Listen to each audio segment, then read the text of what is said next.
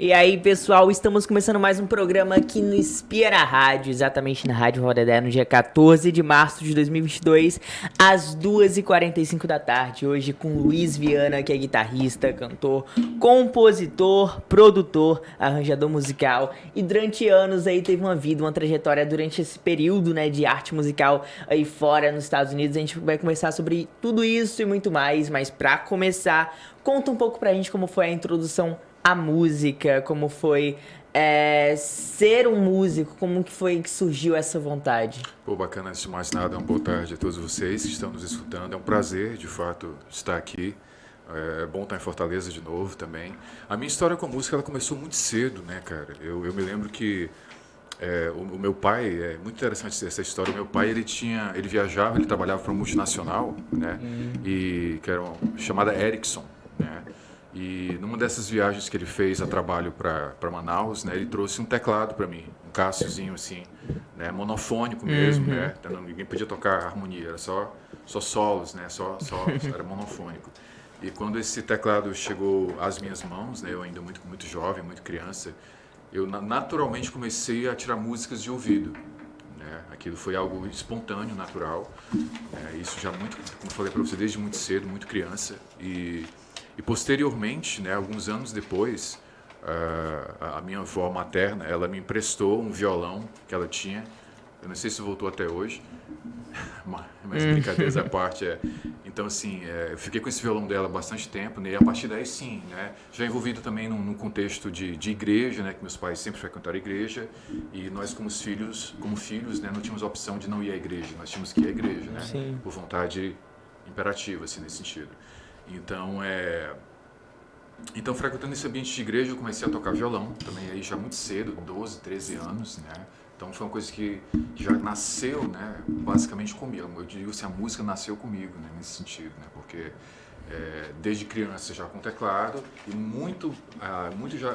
já em seguida ali, né, eu já estava inserido nesse contexto de estar tocando na igreja, estar tocando violão, e automaticamente eu passei a estudar na igreja. A igreja tinha uma escola de música, né, onde tive meu primeiro professor de guitarra, que foi o Márcio Rocha, que era um grande guitarrista na época na cidade.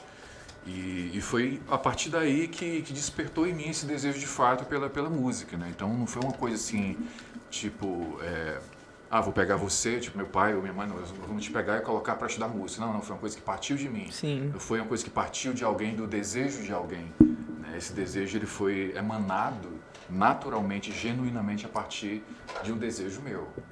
E como que foi esse processo, assim, até se tornar um profissional? Foi um desejo seu, mas quando que passou a ser uma coisa profissional? Deixou ali de ser, tocar na igreja, ou enfim, como que foi esse processo? Essa pergunta é muito boa. O processo, ele aconteceu também naturalmente, né? Porque a música, mesmo eu sendo um cara que gosta de muitas coisas, de fotografia, de arte, de cinema, né? De livros, né? Mas a música sempre esteve comigo. Então, assim, então não dá para negar que enquanto eu ia à escola, depois da escola eu estava tocando. Até que chegou um momento ali, quando eu estava terminando a escola, naquele tempo era no final dos anos, no meados dos anos 90, ali, terceiro ano, né? Que era naquele tempo era o terceiro ano, Sim. né? Então, assim, a gente saía da aula, eu sempre estava com o violão na mão, né? E, assim, naquele tempo, né, cara, eu já escutava umas coisas bem que talvez não fossem dentro de um contexto tão pop, assim, tão comercial, né? Porque eu gostava de escutar Tom Jobim, eu gostava de escutar música americana, eu gostava de escutar jazz, né? Não, jazz americano, jazz brasileiro também.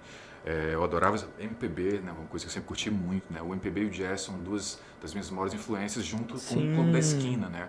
O Clube da Esquina também sempre teve ali muito arraigado em minha música mineira, é uma coisa muito forte, né? Na minha trajetória musical.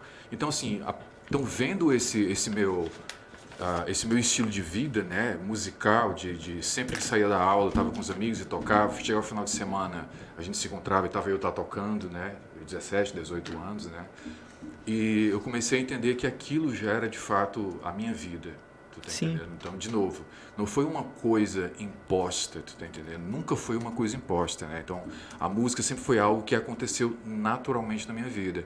Aí chegou um momento, né, que que eu comecei a trabalhar na cena da cidade, a fazer shows, né, a tocar com outras bandas, a tocar com outros artistas. Isso onde? No final, isso nos anos 90, aqui em Fortaleza Aqui em ainda. Fortaleza, Aqui em Fortaleza certo. ainda, tá? Tudo que eu tô falando pra vocês até agora É Fortaleza. é Fortaleza, tá certo? E aí chegou no final dos anos 90, eu comecei a trabalhar para 2 estúdios, né? O Ararena, que é o estúdio do Fagner ali, né? E eu comecei a trabalhar também para o estúdio das Edições Shalom. E eu fiquei alguns anos trabalhando para essas duas empresas, esses 2 estúdios, né? Eu tô sempre confuso, eu olho para lá, eu olho para cá, eu olho para vocês. Pode olhar pra gente. Para vocês, tá bom, tudo certo. Então, desculpa o palavrão. Palavrão é PTU, né? PVA, INSS, que é palavrão, né, cara? Então, assim, eu comecei a trabalhar nesses estúdios, que o Ararena já era um estúdio grande na cidade naquela época, né? Talvez era o maior estúdio que nós tínhamos naquele momento, no final dos anos 90. Mas essa coisa do conhecimento, né? Eu comecei a sentir que pesou, sabe? Tipo, cara, tá faltando conhecimento. Uhum. Né? Tudo que eu sei tipo assim, são coisas que eu pesquisava, informações de amigos, né? Era algo que eu procurava saber, mas eram informações muito espaçadas, sabe, cara? Não tinha assim uma lógica, tu tá entendendo, né? É que nem tipo assim, eu precisava entender, como eu tava brincando com vocês até agora há pouco, né? O que é um microfone, né? O que é um microfone? Tá entendendo? Quais tipos de microfones existem no mercado, né? O que é um padrão polar do microfone? Tu tá entendendo, Sim. cara? Eu posso usar o mesmo microfone na voz e usar o mesmo microfone para microfonar uma caixa de guitarra?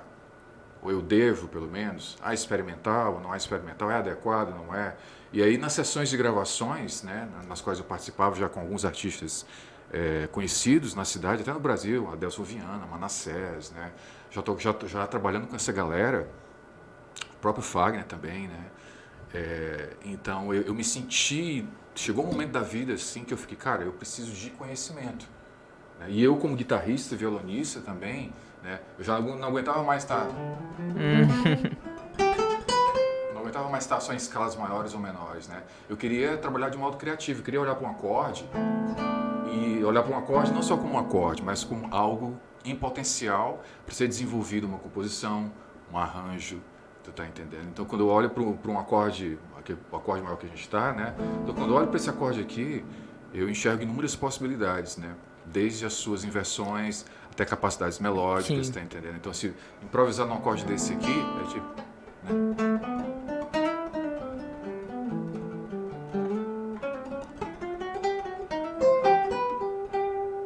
Né? Então, assim, quer dizer, aqui algumas frases foram tocadas de forma aleatória, mas essas notas... Depois que eu comecei a estudar música, essas notas começaram a chegar na minha cabeça primeiro. O som é igual fotografia, né, cara? Pra quem é fotógrafo, não sei se é algum fotógrafo aqui, né? Esqueci teu nome, desculpa. João Lucas. João que é fotógrafo, sabe que a foto, ela chega antes na nossa cabeça, né? Aí depois a gente clica. Na música não é diferente. Então, assim, o que eu tô escutando agora, baseado em Ré maior? Então, eu escutei isso aqui, na minha cabeça. Então, essas notas vêm à minha cabeça antes. Aí o meu corpo, o meu cérebro manda um sinal pro meu corpo. Falando de ciência agora. NASA total, NASA musical. Então, assim, o meu cérebro manda pro meu corpo, né, essa informação e meu corpo responde. Entendeu? Então, voltando ao ponto, depois desse parênteses absurdo e longo, então eu vi a necessidade absurda de estudar música, tanto na parte de produção musical, como na parte de música em si. Então isso foi tudo em Fortaleza, esse desejo veio, partiu daqui. Aí eu disse, pô, preciso tomar uma decisão. Né? O que eu vou fazer da vida? Eu estava com 20 e poucos anos, muito novo ainda, não que eu seja velho. Eu sou um garotão, cara, tá doido? Então, assim, então esse desejo muito nobre, assim, muito genuíno, né, mas que custou muito caro. Não caro só financeiramente, ele exigiu toda uma programação, ele exigiu todo um planejamento, né? Aí eu comecei a tocar na noite aqui em Fortaleza, assim, uma atrás da outra, comecei a gravar bastante, assim, para juntar dinheiro, para poder fazer essa transição, né? E eu já sabia a escola que eu queria estudar, na primeira escola eu já sabia, né? Porque era uma escola em Kansas City, na cidade do Kansas, né? No estado do Kansas. Sim. Porque foi lá onde nasceu o Charlie Parker, né? Um grande nome do jazz. Então, assim, eu queria estar naquele ambiente do jazz. Bacana. Tá entendendo? Então, eu queria estar estudando produção, mas eu também queria estar estudando música. E aí eu estudei com professores, assim, espetaculares, né, cara? Espetaculares, assim. Tive a chance de estudar com esferas das feras, assim, né? Meu primeiro professor de guitarra foi o Brian Harmon. Ele era diretor musical da Mariah Carey na época. Caraca. Então, quer dizer, era um cara do jazz, mas trabalhava com música pop. Então, assim, então era muito legal. Então, assim, eu comecei a entender que a música não era só, tipo assim, eu sou um guitarrista de jazz. Não, não. Eu posso ter uma base, uma fundação, né? Uma fundação no jazz. Mas esse mesmo jazz, ele me abriu portas para produzir trabalhos de música pop, de rock. A gente vai até falar um pouco sobre isso ainda nessa matéria de hoje, nessa entrevista. Um beijo para Jorge aqui, que foi que fez esse link entre o Lessa e eu, né? Entre a casa e eu. Obrigado, Jorge. Um beijo para ti, viu? Grande cantora, grande pessoa. Né? E então foi isso, foi exatamente esse é o ponto, tu tá entendendo, cara? E assim, eu acho que vale a pena ressaltar que é muito importante a gente entender desde muito cedo o que é que a gente quer fazer da vida. Sim. Tu tá entendendo? Assim, claro, nós podemos experimentar? Podemos. Mas chegou a hora que você precisa parar de experimentar. Tipo assim, cara, eu sou isso aqui, a minha identidade é essa é a minha voz, essas são as minhas causas, essas são as minhas ideologias, sejam elas políticas, espirituais, religiosas, sabe? A gente precisa começar a entender isso, né? E vocês são garotos muito novos ainda, né? Eu acredito que vocês já já precisam ter essas percepções. Quanto mais cedo você se acha, mais cedo você vai chegar onde você almeja chegar. E Luiz, me conta um pouco sobre... aqui a gente tem o João Lucas, tem eu e a Mandu e tem o Pedro, 16, 15, enfim, a faixa 16. etária.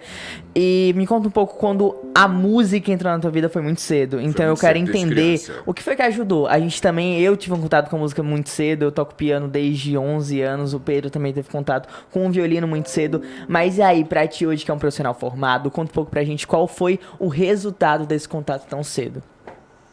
Cara, o resultado foi ter rodado o mundo todo, né? Ter feito assim, shows em locais maravilhosos, né? Ter feito uma rede de trabalho que é algo que você constrói ao longo da vida, né? Você não constrói, não é uma coisa que vem assim tão rápido, né? Networking, né? Conexão é uma coisa que leva tempo. É importante você entender com quem você quer se conectar e com quem você precisa se conectar para você não sair saindo assim, atirando para tudo quanto é lado. E se conectar com pessoas que às vezes não são tão interessantes e de repente você se vê num contexto totalmente fora de contexto. Sim. Tá entendendo?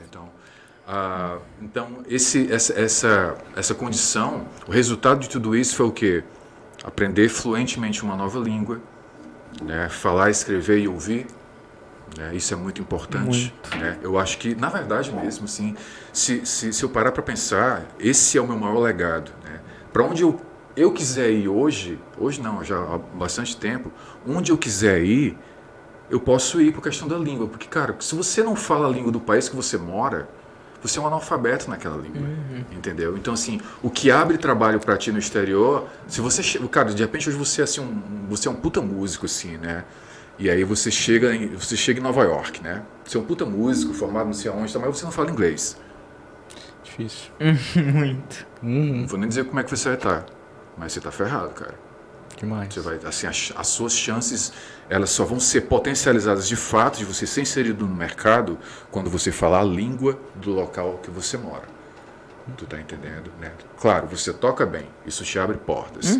Mas se você não fala, né? Você tem linguagem musical, você tem sotaque musical, você tem uma história com a música, né? Com a arte em si.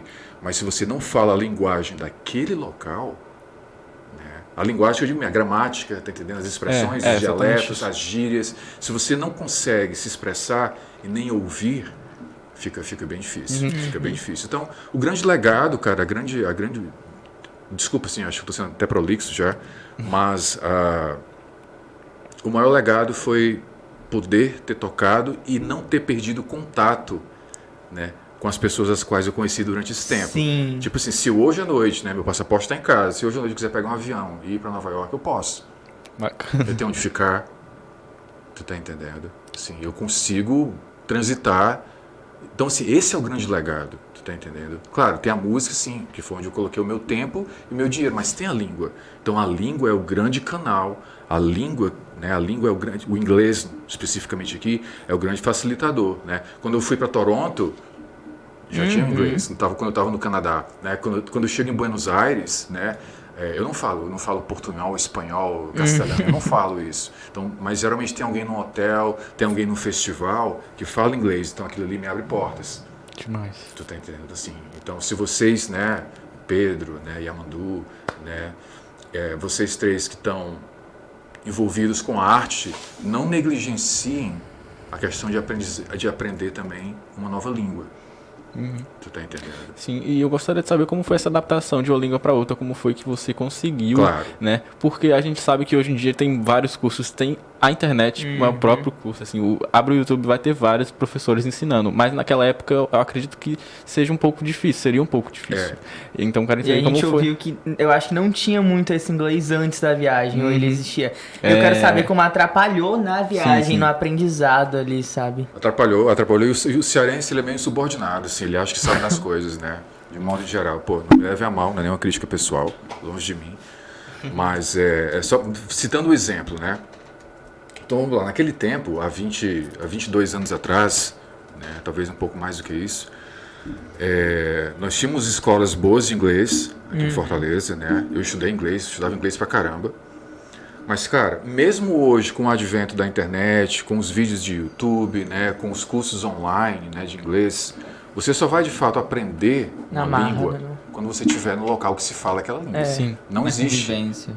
Na marra, vivência. tem que saber, Exatamente. tem que tentar. Eu vou te dizer assim, cara, eu cheguei no aeroporto de Kansas City, eu tinha estudado aqui anos e anos inglês de Fortaleza, né? Achava que eu falava inglês como? Eu falava inglês com as pessoas que moravam em Fortaleza, no curso. Então, assim, a gente cria um dialeto, cara. Você não está falando inglês, você criou uma linguagem paralela ali. Você não está falando inglês de fato, mesmo que você esteja numa escola de inglês. Agora, é claro que tem um suporte gramatical que ajuda, né? Claro que ajuda. Estudar inglês no Brasil não vai te complicar, vai te ajudar. Agora, falar com fluência, falar com clareza, falar com dicção correta, falar com sotaque daquelas... que cada cidade tem um sotaque diferente, cara. Tu fala quando tu vai falar inglês em Kansas, eles têm um sotaque mais de central, assim, né? Que é bem no centro dos Estados Unidos, né? Então eles têm um som mais anasalado. Hey, dude, what's going on? Né? Tem essa coisa assim. Quando você vai pra Nova York, tudo muda. Exatamente. O sotaque. Hey, dude, what's going on? Já é uma coisa assim mais, sabe? Tem uma certa arrogância, assim, no sotaque. Tu tá entendendo? Então, assim, se você não entende isso também, né? Isso vai também prejudicar o teu aprendizado e a tua fluência no inglês. Bom, então, assim, quando eu cheguei no aeroporto de Kansas City, no dia 16 de janeiro de 2000, as minhas malas não chegaram. Eita. As minhas malas foram extraviadas, né?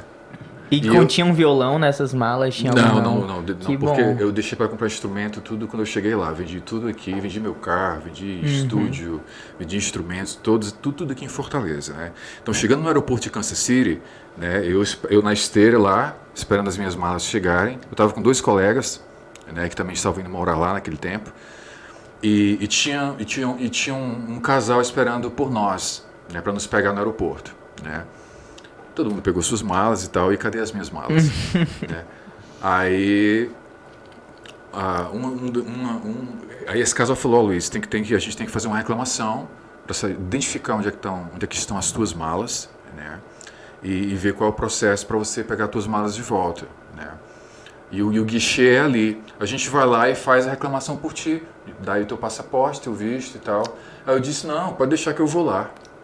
Que arrogância, né, cara? Que arrogância, né? Pode deixar que eu vou lá porque eu falo inglês. Cara, nem um bom dia eu entendi. Meu Deus. Eu não conseguia nem me expressar, eu não conseguia falar porque eu não conseguia entender. Você tá entendendo? Como é que eu vou me comunicar se eu, de cara, eu não consigo nem escutar? Tu tá entendendo? Então, assim, a partir dali eu disse, cara,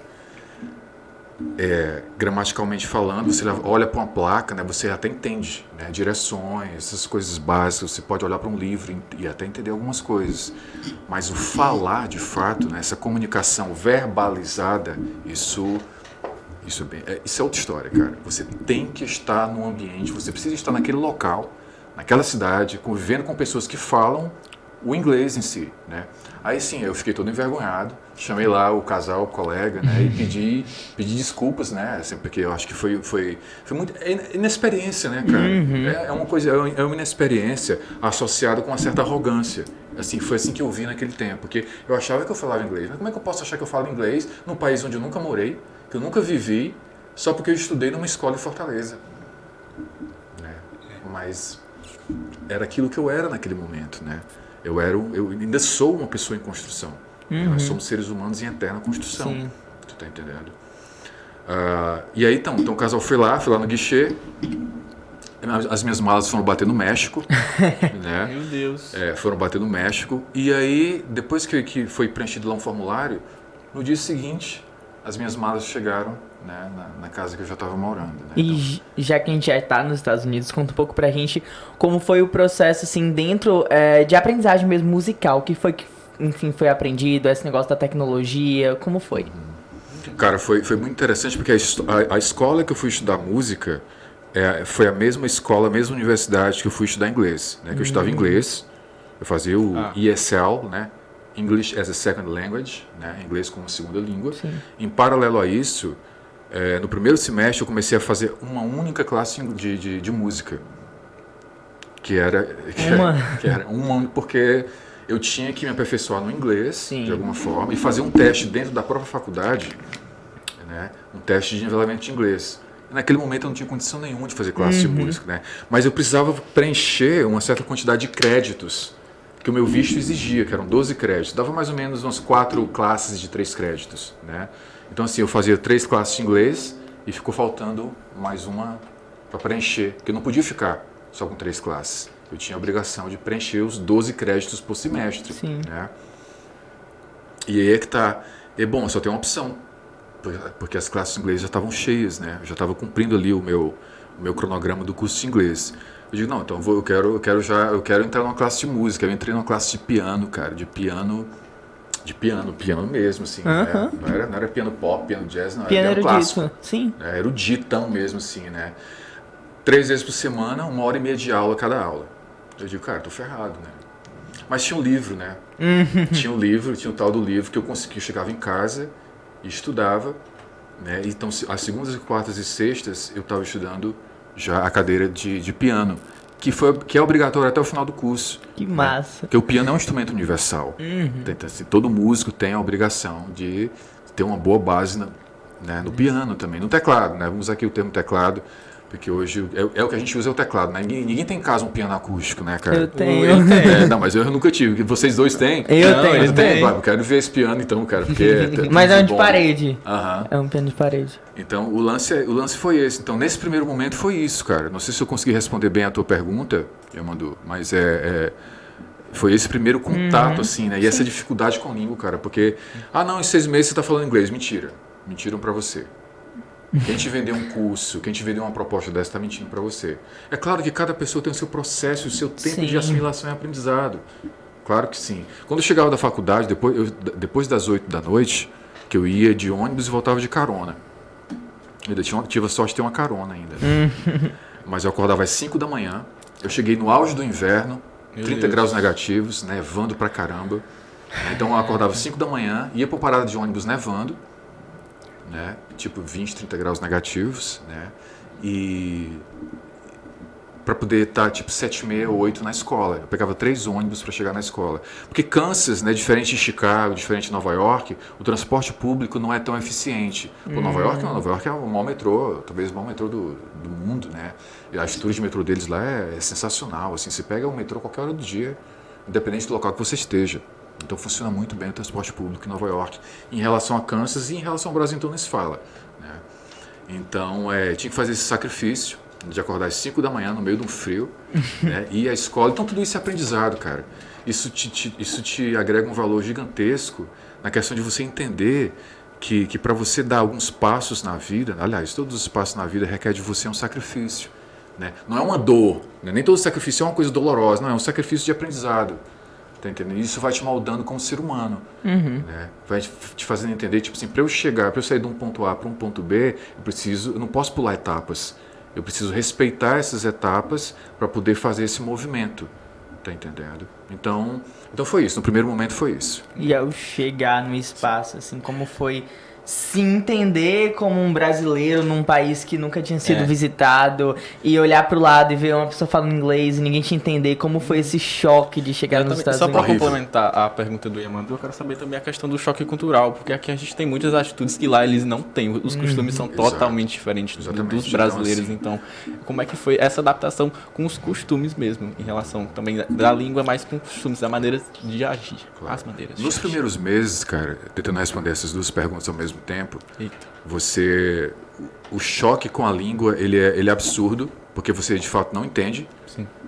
Você chega no supermercado para pagar uma conta, você não entende o que o caixa está falando para você, porque eles falam na velocidade deles, no sotaque deles, no linguajar deles, né? Então, assim, você acaba tendo que se virar. Eu andava sempre com um dicionário no meu bolso, né? Hoje não, hoje está tudo aqui. Né? Se fosse hoje, seria muito diferente, né, cara? Não vou dizer mais fácil ou mais difícil, porque isso é muito relativo, né? Isso é muito subjetivo, sim. Né? Mas seria talvez mais seria mais interessante hoje estar com isso naquele tempo, né? Então, não é propaganda da Apple não, viu, galera? É só o celular dele, viu? Então, sofrimento, cara. Dores de cabeças absurdas. Porque, cara, você chega num local que a língua, tipo assim, cara, o que é que esse povo tá falando? Será que estão me xingando? Tá entendendo? Sabe? Sério, o que é que eles estão querendo dizer? Tá entendendo? O que é que eu passei a fazer como estratégia, cara? Eu chegava da faculdade à noite, ao invés de assistir TV, porque quando você assiste TV, você vê expressão corporal. Então você vê intenções. O que é que eu fazia? Eu chegava depois das 8 da noite, estudava o meu instrumento, estudava as coisas do curso de produção, e aí eu pegava um rádio, aqueles... como é que chamava aqueles radinhos? Walkman. Né? Pegava o headphone, escutava rádio. Por que eu escutava rádio e não via TV? Eu queria escutar a língua em si. Eu não queria escutar, eu não queria ver as expressões corporais. Porque as expressões corporais, elas falam também. Você sabe que o nosso corpo fala. Se olhar assim pra você vai dizer, pai, o Luiz tá com cara feia, ele tá expressando algum sentimento. Agora, é diferente de eu verbalizar o que eu tô sentindo. Então, assim, isso me ajudou muito, cara. Mas isso aumentou a minha dor de cabeça também. Eu queria As minhas dores de cabeça aumentaram muito por conta disso. Se esse período teve alguma coisa de freak out, tipo, surtar e querer desistir, assim. Teve, cara. Teve um período ali em março, eu até conversei isso com a Jorge outro dia, que foi... Quando chegou ali em março, cara, eu já estava com a faculdade paga, né? Primeiro semestre, estava com aluguel pago, primeiro semestre, tá? Mas não tinha grana para o segundo semestre. Eu não tinha essa grana, tá entendendo? Aí o que aconteceu? Cara, eu fiquei assim, ó, descapitalizado, tá entendendo? Então, tipo assim, cara, chegou um momento, eu me lembro claramente, assim, eu ligando para minha mãe aqui em Fortaleza, tipo, pô, mãe, eu chorava, assim, né? Eu chorando. Ela, não, meu filho, ela dizia, não, então vem embora então, cara, se não tá rolando aí, tá difícil e tal, vem embora. Eu digo, não, eu vou ficar. Eu vou ficar, porque eu tinha um propósito, eu tinha um projeto, tu tá entendendo, cara? Eu tinha foco, eu sou um cara muito focado, né? Então, eu sou tão focado que eu deixava pendurado no telefone aqui, ó. Então, ele disse, não, eu vou ficar. Aí liguei para um colega meu que morava em Chicago, né? Um outro músico, e coincidentemente, ele estava no momento que ele estava fazendo 4, 5 gigs por semana, 4, 5 shows por semana em Chicago. Não era bem Chicago, mas era a partir de Chicago, né? Ele estava num momento assim bem conturbado de horários, né? Ele falou, Luiz, cara, tu não quer vir pegar de quinta a domingo, então, aqui em Chicago, tocar, né? Aí eu disse, quero. Pô, tudo de bom, porque eu já tava sem grana, cara. Eu já tava sem grana pra comer mesmo, assim. Tá entendendo, cara? E aí, eu peguei essas gigs, falei com a diretora do meu curso, né, a Dr. Mayfield, falei com ela, expliquei a situação, ela falou, cara, claro, tu é músico, cara, precisa tocar, precisa ganhar tua grana, né? Então, assim, todo domingo eu te mando, quando tu estiver voltando para Kansas City, né, já vai estar no teu e-mail, eu te mando um e-mail dizendo o que é que tu perdeu quinta e sexta, entendeu? Aí tu vai recuperando. Cara, eu fiquei um ano, assim, fiquei um ano fazendo turnê nos Estados Unidos, tá entendendo? Porque eu ia para Chicago, mas Chicago eu ia para Califórnia, eu ia para Salt Lake City, sabe? Eu chegava em Chicago, às vezes ficava em Chicago um dia, 2, depois viajava para St. Louis, tá entendendo? E assim eu fui, às vezes viajava para Filadélfia, né? Viajava para Washington, né? Para fazer show, né? Então, isso fez diferença, porque eu comecei a conviver mais com americanos, né, a falar com donos de bares, a falar com donos de restaurante, a falar com um público que era, apesar de a gente fazer um lance mais Brasil, assim, era uma banda chamada Chicago Samba School, né, a escola de samba de Chicago, né? A gente até parecia um fantástico na época. Foi super bacana, pois é. Os 15 segundos de fama, né? E foi muito bom porque isso me colocou em contato com essa realidade. Tipo assim, eu ter que ir ao aeroporto, pegar um avião, sozinho. Chegar no aeroporto de Chicago, a primeira vez eu me lembro, cara, meu voo chegava às 2h20, né? E a pessoa que ia me pegar no aeroporto, ela falou, olha, eu vou chegar 2h40, eu acho, né? Então tu vai ficar 20 minutos esperando. Sim. Cara, e por alguma razão, a pessoa que foi me buscar, ela atrasou um pouquinho. E eu desesperado, cara. E quando tu sai do portão, tu já tá na boca da saída do aeroporto, ou tu tá no aeroporto de Chicago, né? Que é gigantesco, né? Ou tu tá na boca, assim, do metrô de Chicago. Né, cara? Que o metrô de Chicago, ele para no portão de embarque também. Né? Então quando você vai embarcar, eu quero descer no portão tal. Então o metrô te deixa no portão. Se movimenta entre portões com o metrô. Que massa. Né? É sensacional, né? O aeroporto de Nova York também é assim. E aí, galera, eu desesperado, né, cara? Não falava inglês. Né? Em março, eu cheguei em janeiro, isso foi em março, cara. Aí eu cheguei lá num guichê lá e disse, olha, pelo amor, de alguma forma eu expressei, né, de forma muito simplificada, muito rude até, eu diria, né? Assim, cara, chama o fulano, deu o nome da pessoa, chama o fulano de tal, diz que eu, Luiz Viana, estou esperando ele, né? Cara, aí saiu lá, eu consegui, acho que até escrevi num pedaço de papel que era mais fácil para mim escrever, por causa da gramática, né? Mas se comunicar era quase inviável, tá entendendo? Mas a pessoa foi de muita boa vontade, entendeu o recado que eu quis passar e colocou nos alto-falantes lá do portão onde eu estava. Tu tá entendendo? E daqui a pouco, essa pessoa que veio me buscar, o Moacir chegou, né, me pegou, tá entendendo? E assim, engraçado, Luiz, escutei meu nome aqui, cara, no aeroporto. O que foi que aconteceu, cara? Não, que eu achei que tu não via mais, né? Lógico, né, cara? Você sai do Brasil todo ressabiado, né? As pessoas aqui não têm horário, né? Eu tô falando isso de uma forma bem geral, tá, galera? Sim, Nada sim, pessoal, por favor. Né? Mas a nossa falta de cultura ainda permite isso. Né? Você marca algo 2 horas da tarde, a galera chega 3, e quando não vai chegar às 2, depois das 3, ele diz, cara, não vou mais não. Tá, mas tu me avisa depois das 3 tu não vem às 2? Né? A gente tem esse hábito, que a gente eu não me insiro nesse contexto. Né? Eu acredito que muitas pessoas também não se inserem. Mas, de um modo geral, galera, a nossa sociedade ainda está funcionando, né, dessa forma, que não é adequado. Né? Você quer conhecer uma pessoa, preste atenção aos horários que ela marca com você e veja se ela cumpre. Sim. Você começa a conhecer uma pessoa a partir daí. Tá entendendo? E a partir dessas turnês, eu quero saber se teve algum trabalho autoral, até mesmo com outros artistas durante esse um ano aí de tocar durante os Estados Unidos. Depois de alguns anos, né, eu comecei a frequentar uma igreja metodista, né? Isso já foi depois, viu, galera? Eu já tinha terminado a minha primeira faculdade, né? Isso já foi depois. Isso tem na minha biografia, acho que foi em 2006, por aí. 2005, 2006. E eu toquei 3 anos na maior igreja metodista dos Estados Unidos, né? Que é a Igreja da Ressurreição, né? The Church of Resurrection, em Leawood, Kansas, na cidade de Leawood, né? E eles tinham tipo 5 cultos por semana, né? Então, assim, o culto do domingo, né, a celebração do domingo, nós tínhamos em torno de 15 mil pessoas. Então, tipo assim, cara, era um musical da Broadway, assim, que era tudo assim, né, Carol? O culto começa às 5 horas, às 5h04 e 10 segundos entra tal fala, né? Às 5h07 e tantos segundos. Cara, é impressionante. Meu Deus. Eu não acreditava naquilo, cara, mas era verdade. Tu tá entendendo? E uma coisa que eu achei que foi uma super experiência pra mim também, foi tipo assim, que aqui a galera, né, eu adoro ensaiar, cara. Eu sou um cara que adora ensaio. Só que depois de um certo tempo,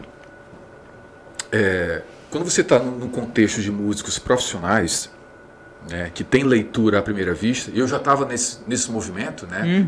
Em 2006 eu já era um músico que eu tinha leitura à primeira vista. Sim. Mas quando eu cheguei nos Estados Unidos eu não tinha nem leitura. Sério? Nem leitura, né? E a partitura, né, as notas musicais, ela é uma linguagem musical universal. Ela foi, então, a introdução à partitura foi nos Estados Unidos? Sim. Com uma linguagem diferente, aprendendo algo que é super matemático, e meu Deus. Exatamente. Não que eu cheguei lá sem saber nada, tu tá entendendo? Mas eu ganhei fluência lá. Cara, eu conheci a obra do Tom Jobim morando nos Estados Unidos. Meu Deus. Tu tá entendendo, cara? Eu era um brasileiro que chegou nos Estados Unidos e eu não conhecia a obra. Eu conhecia o lado A da obra do Tom Jobim, mas o lado B do Tom Jobim eu não conhecia. sabe? A história da Bossa Nova eu fui conhecendo nos Estados Unidos. Caraca. Tu tá entendendo, cara? Né? A história do Clube da Esquina eu fui conhecendo nos Estados Unidos. Né? E só abrindo um parênteses aí, eu já volto para esse ponto que a gente falou aí, que a gente estava falando, da leitura de partitura. Né? Eu lembro que eu estava numa aula com o Brian Hammer, foi meu primeiro professor de guitarra, e eu perguntei, Brian, depois da Bossa Nova, cara, o que é que vocês curtem escutar aqui nos Estados Unidos? Aí ele falou, de forma acadêmica, tá?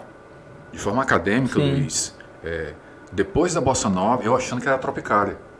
Eu achava que era Tropicália. O que nós curtimos ouvir aqui, perdão, é o Clube da Esquina.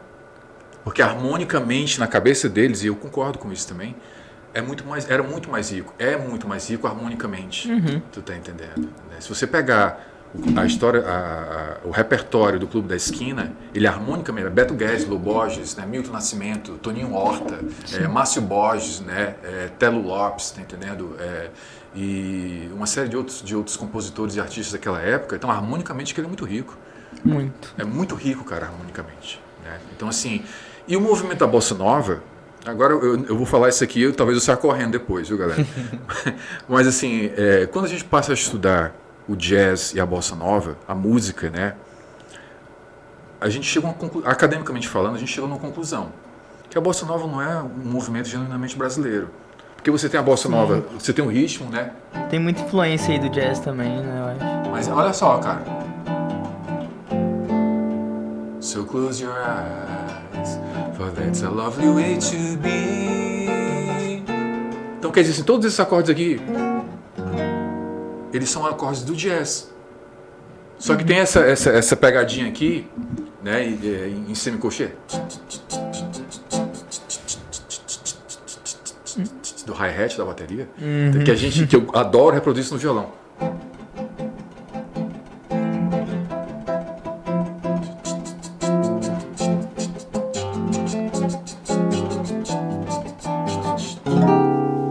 Né?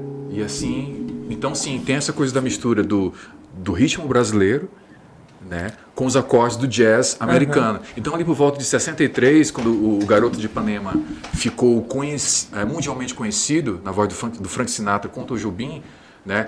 Se você pegar o vídeo dessa música, cara, o áudio dessa música, né, você pega o Tom Jobim. Olha que coisa mais linda, mais cheia de graça. Ela menina, é uma coisa assim muito despretensiosa, né?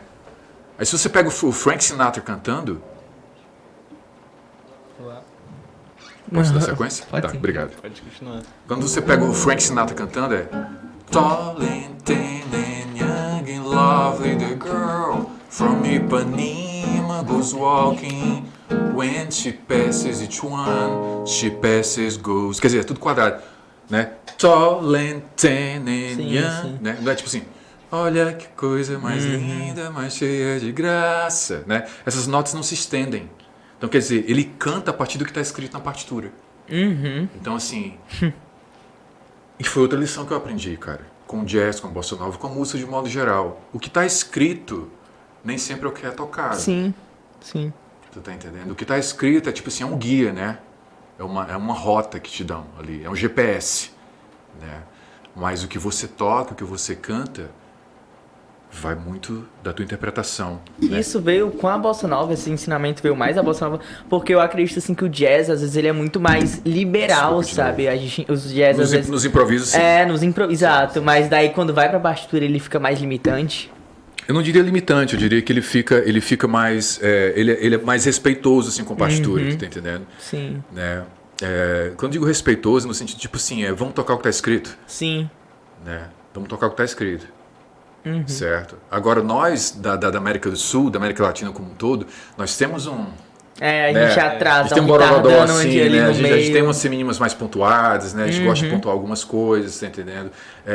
Então, assim, isso para qualquer estilo musical, tá entendendo? Né? Mas, mesmo que você pegue um standard jazz, né? Você pega All the Things You Are, né?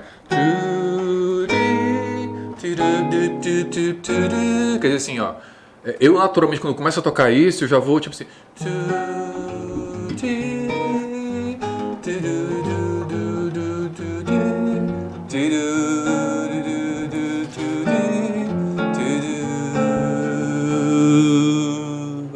Essa nota aqui na partitura ela já foi cortada, Sim. Ela já foi cortada há muito tempo. Né? Agora eu, com essa bagagem da música brasileira, eu já tendo a estender, eu já tendo a improvisar na melodia. Olha que louco isso, cara. Você já começa o brasileiro, ele tende a fazer isso, a improvisar na melodia. O que é lindo. Muito. O que é lindo, que traz esse sotaque musical. Né? Então nós trazemos um sotaque musical para qualquer estilo, seja ele qual for. Sim. E Luiz?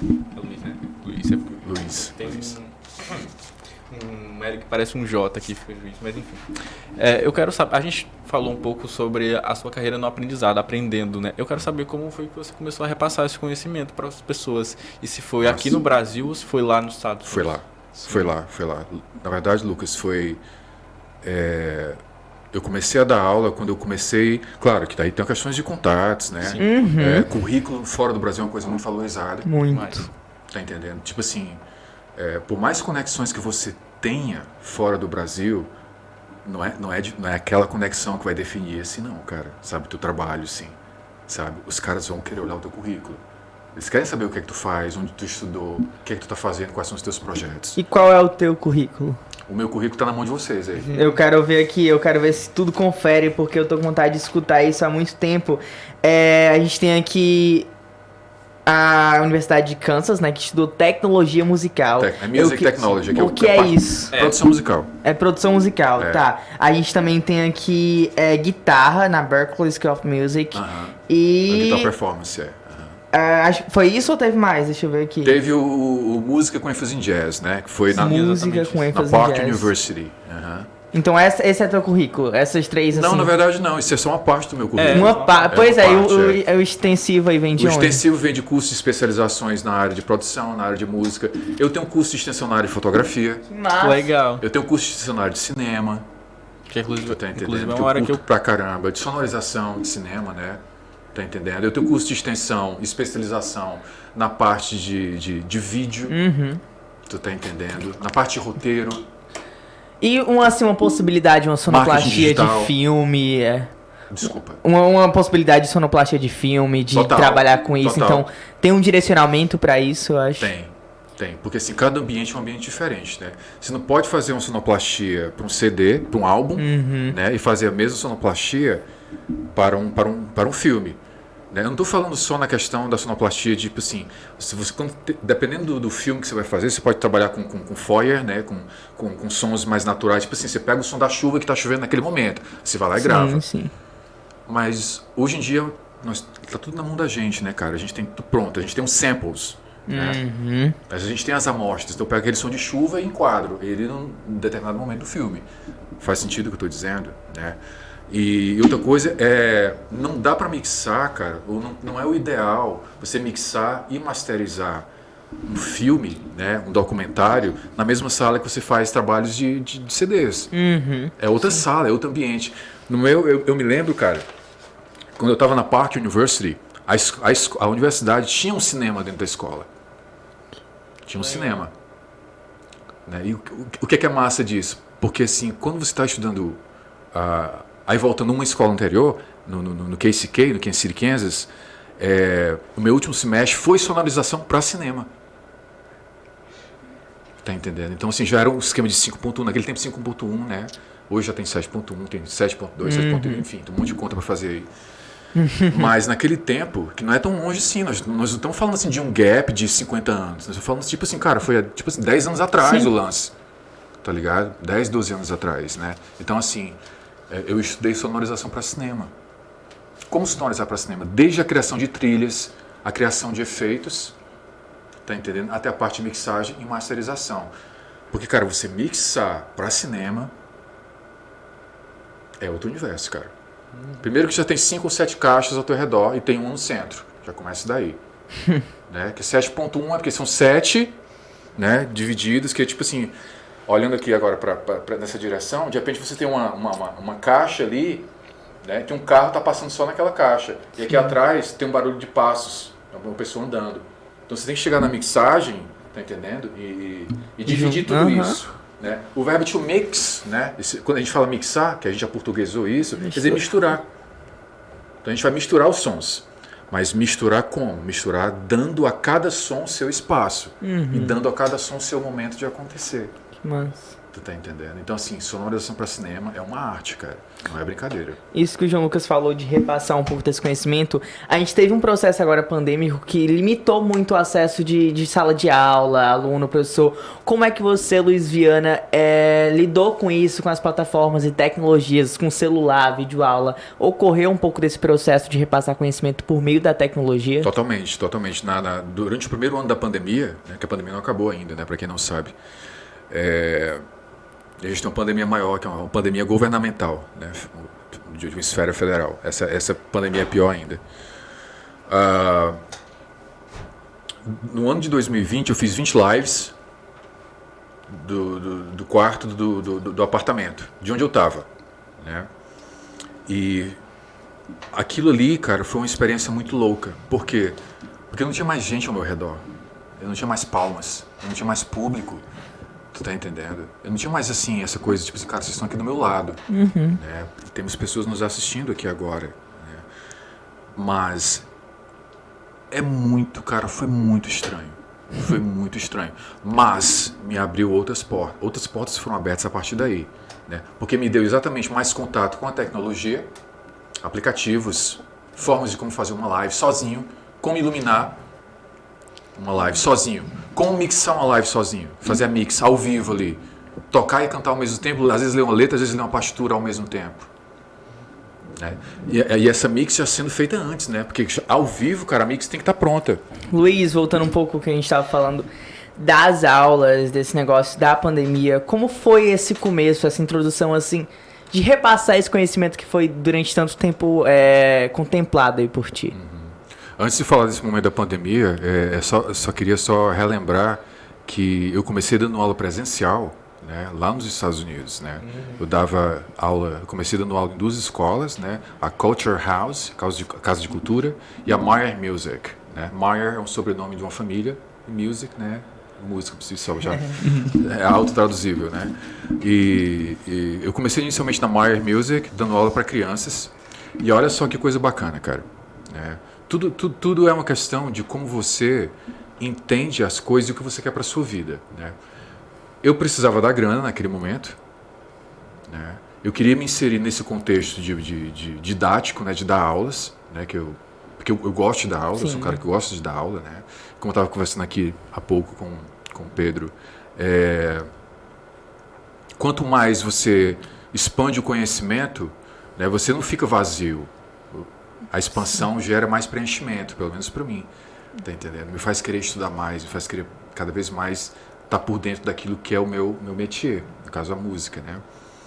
Então eu comecei dando uma aula nos Estados Unidos, e na Meyer Music foi o grande desafio, foi um dos maiores desafios da minha vida, né? Porque eu fui dar aula para crianças, bicho. E criança, cara, criança tem... Uma criança americana, né, pequenininha ali de 4, 5, 6 anos de idade, ela também tem as suas limitações em falar a própria língua do seu país, porque ela ainda está no processo de aprendizado da própria língua nativa, de alfabetização. Então, tipo assim, eu como estrangeiro, por mais que eu já tivesse fluência na língua, eu tive dificuldade para entender a linguagem das crianças. Tu tá entendendo? Então, aquilo foi super desafiador. Aí, depois disso, eu comecei a pegar alunos um pouco mais velhos, 12, 13, 14 anos, né? Que foi um outro processo também de... Foi um desafio porque eu comecei a entender que a maioria daqueles adolescentes, daquelas crianças, não estavam lá para estudar música. Por que elas estavam lá? Porque o pai e a mãe precisavam ir ao supermercado, precisavam ir na loja e deixar os filhos numa escola para, tipo assim, eu virei um babysitter musical. Tá entendendo? Mas eu fiz isso por alguns anos, por algum tempo, né? Porque eu precisava da grana. Mas aquilo foi um alerta para mim, para eu entender exatamente o que eu não queria, que era dar aula para crianças. Entendeu? Então eu comecei a nichar, né? A afunilar o que eu queria como professor. Né? E hoje, né, o meu curso que vai ser lançado agora em abril, lançado eu digo assim, vai ser feito campanhas, marketing digital, tal, tudo isso. Né?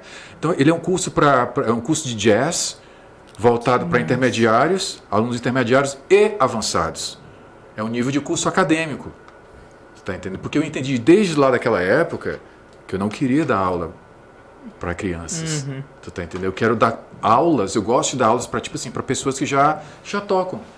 Tu tá entendendo? É aquele cara que ele olha para um acorde, tá entendendo? Mas ele não sabe que tipo de escalas ele pode explorar, quais as inversões, né? Sabe? Coisas desse tipo. Sim. Né? Entender que isso aqui é um dó maior. Como é que isso aqui é um dó maior? Claro, isso aqui é um dó maior. Pode não parecer, viu? Desculpa. Pode não parecer, mas é. Com suas extensões ele é um dó maior. Tu tá entendendo? Não é isso aqui, é isso aqui. Ele é um dó. Entendeu? Então é para esse universo. Eu quero te conduzir para esse formato aqui. Tá entendendo? E essa sonoridade ser mais. Ela é mais classuda, assim, né? Arpejar. Também tem os arpejos também, né? O arpejo é você tocar as notas do acorde, né? Se eu tô com dó com sétima maior e nona aqui no caso.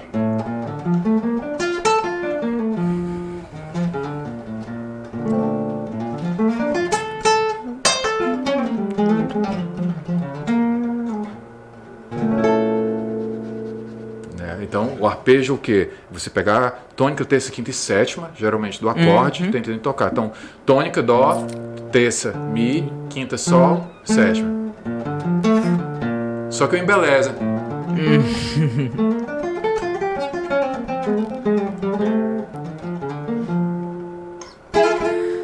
Entendeu? Uma coisa muito legal é que vem num cenário, a gente voltando pra Fortaleza, a gente percebeu esse cenário aí do Luiz Viana, Fortaleza, Brasil, Estados Unidos, enfim. Mas voltando pro cenário cearense, eu acho que às vezes a gente tem uma falta muito grande dessa música popular, que às vezes vem pra uma coisa mais harmônica do jazz, enfim. A gente não tem tanto local pra aprender. Eu queria saber esse curso, como é que ele vai ser, esses locais, a própria universidade aqui, a UES, a UFC, elas são de instrumentos eruditos, o piano ele é erudito. Eu quero entender como é que quem quer sair um pouco desse nicho pode começar.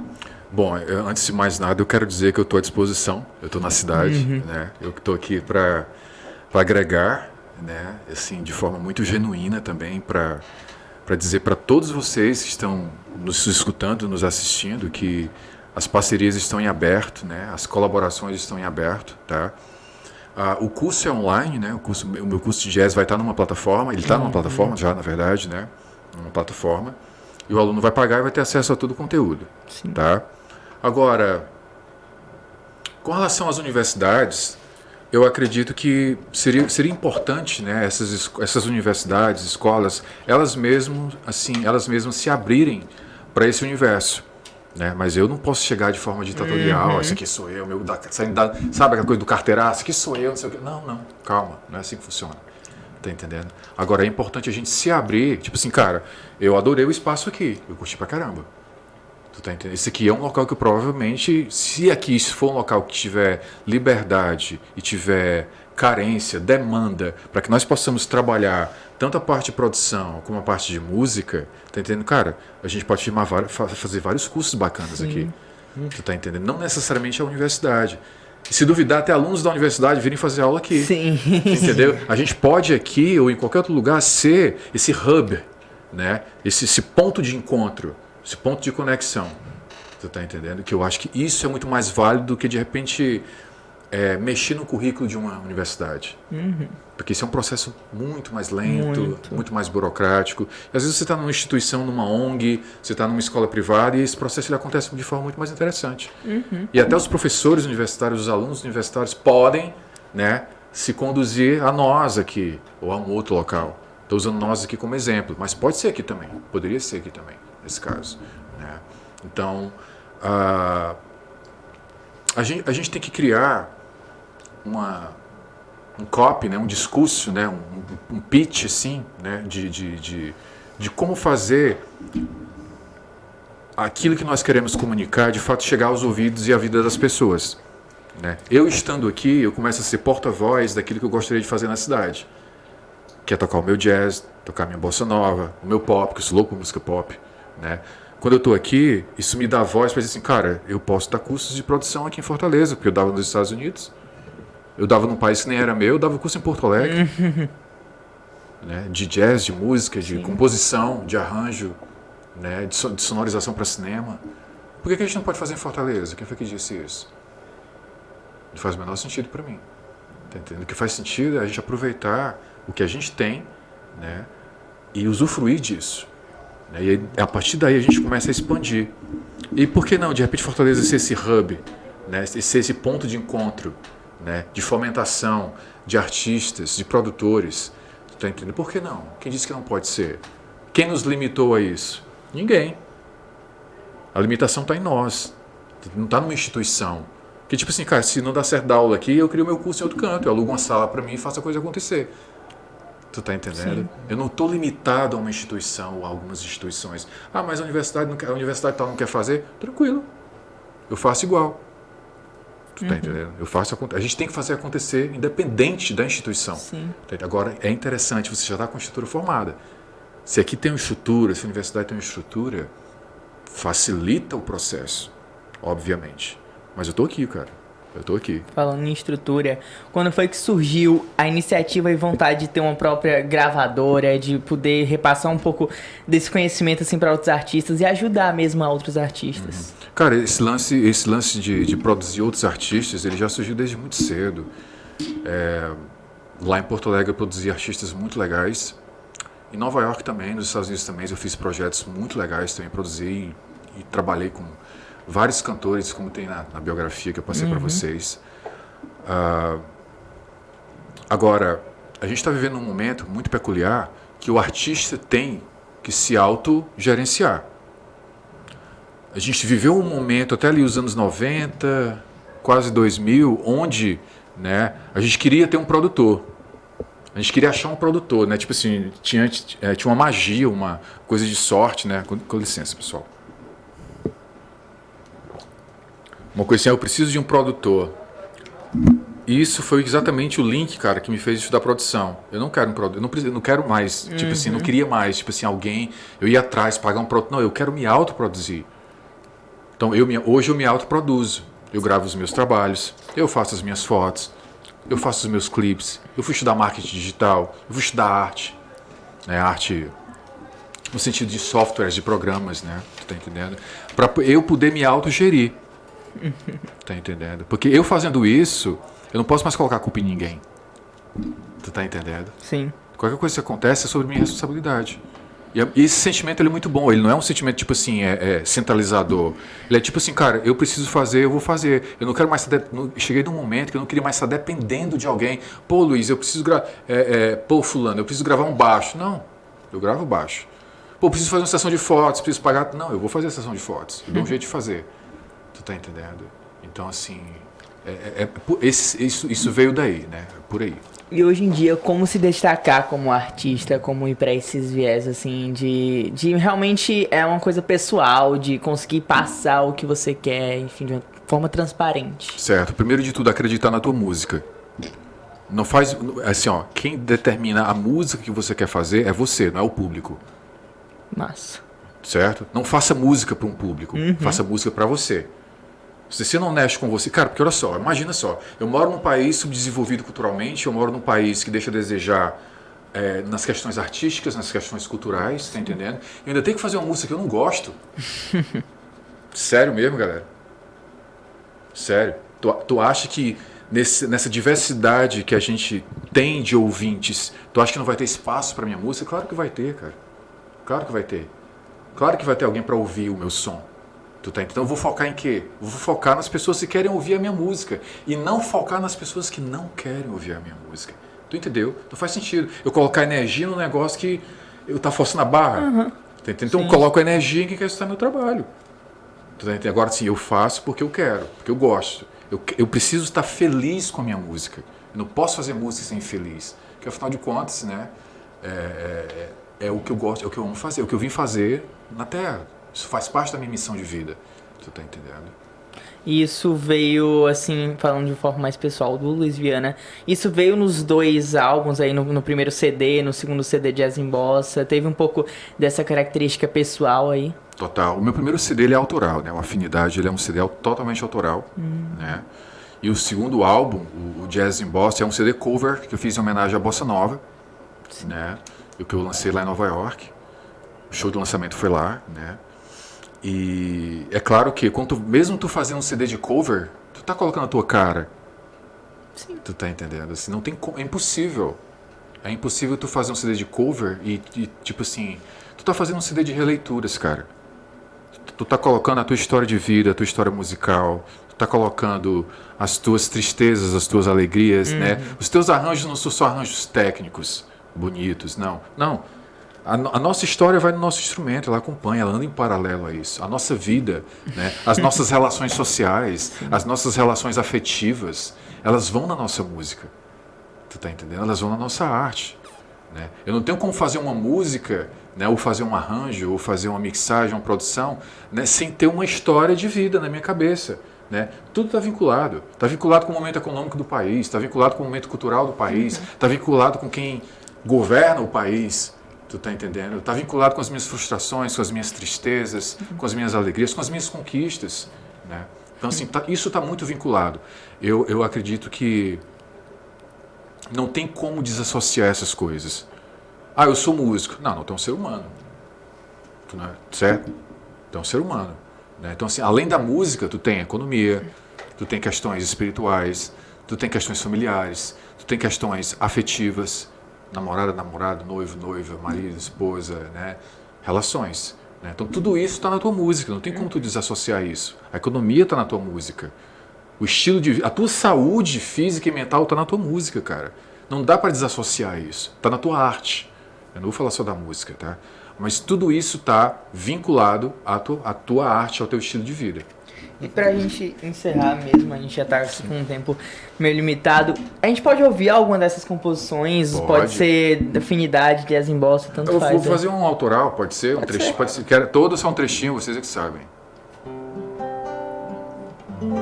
Todas são trechinhos. Ah, pode ser toda. Tá. Essa é uma balada, né? Uma balada pop, né? Pra você ver, né? Um cara que vem do jazz. Eu tenho um CD autoral que tem uma pegada mais pop. Mas você mistura muitos estilos. Exatamente, cara. Mas você vê lá que tem um pezinho no jazz, né? No fraseado, nos solos, nas harmonias. Mas é um CD que tem uma pegada pop, cara. Ele tem uma pegada pop. Ele tem bossa, ele tem rock, ele tem funk, ele tem jazz. Tá entendendo? Então tem esse mix aí de estilos. Então vou fazer uma balada.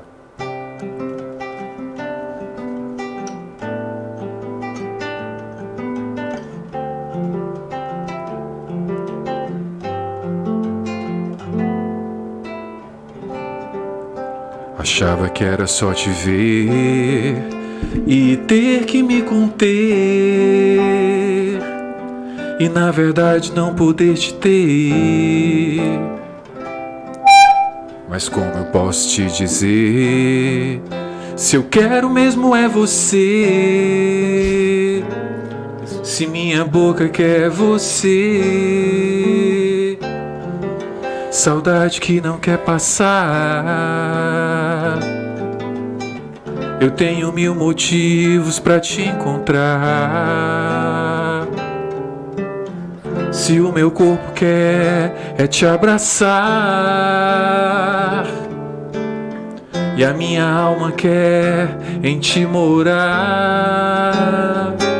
Não esperei, não planejei por ti me apaixonar. Meu mundo renasceu, meu coração é teu. Deixa eu te amar. Enfim a gente se encontrou e tudo que entre nós rolou de uma forma especial rolou. E o vinho que a gente brindou e o meu corpo te abraçou. Teu cheiro em mim ficou, com teu olhar a me encantar. Tua boca linda, lua sobre o mar. E eu que hesitei em me entregar, à luz de velas pude te beijar. Não esperei, não planejei por te me apaixonar. Meu mundo renasceu, meu coração é teu. Deixa eu te amar. Baladinha pop, né? Então esse é a Luiz Viana, hoje no dia 14 de março de 2022, que bateu um papinho aqui com a gente no Espia na Rádio Valdedeia. Gostaria de agradecer pela participação, pela conversa, pela troca de experiências, por tudo isso que a gente teve aqui hoje. Eu acho que é isso, a gente vai encerrando mais um programa. Massa. Eu tô aqui com o João Lucas e Amando Capalbo e Pedro Linhares e Luiz Viana, convidado especial de hoje. A gente vai Amanhã encerrando. tem mais. Não Sim. esqueçam de ir nas redes sociais da casa. Você quer também deixar suas redes sociais? Claro, meu Instagram, luizviana.mus, né, que é mus. Facebook é a mesma coisa. Twitter, a mesma coisa também, bem padronizadinho. Tá? Então, curtam lá e aproveito para agradecer também, né, o convite, né, agradecer esse link aí do Augusto Lessa com o Jorge, né, a Jorge que trouxe, né, essa indicação, né, junto com o Augusto, né, então um beijo para o Augusto, um beijo para Jorge, né, um beijo para todos os nossos ouvintes, né, agradecer de coração, tá bom? Agradecer vocês três pela simpatia, pela gentileza, né, pelo respeito, né, e pela responsabilidade com esse trabalho, né, pessoas da geração de vocês, com essa vibe, muito bacana. Valeu. Agradeço, muito grato. É isso, a gente vai encerrando mais um programa e amanhã tem muito mais. Muito obrigado. Beijão. Um beijão. Até amanhã.